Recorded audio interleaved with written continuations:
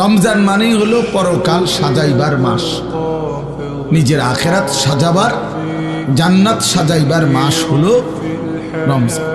রমজানকে সামনে রেখে আল্লাহ পাক রব্বুল আলামিন ফেরেশতাদেরকে দিয়ে জান্নাত সাজিয়ে দেয়, নতুন করে জান্নাত সাজায় রমজানকে সামনে রেখে, জাহান্নামকে বন্ধ করে দেয় এবং সমস্ত শয়তান দুষ্ট জিনগুলোকে শেকলে বন্দী করে দেয়।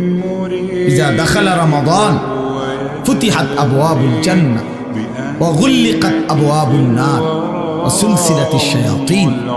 নবী সাল্লাল্লাহু আলাইহি সাল্লাম বলেন, যখনই রমজান আসে তখনই আল্লাহ পাক তার জান্নাতের সব দুয়ার খুলে দেন, জাহান্নামের দরজা বন্ধ করে দেন এবং শয়তানগুলোকে শেকলে বন্দী করে দেন। তার মানে বান্দা যেন শুধুই জান্নাতে যাইতে পারে আল্লাহ তাআলাই কুদরতি ভাবে ব্যবস্থা করেন। এই জন্য রমজানে জান্নাতের ব্যবস্থা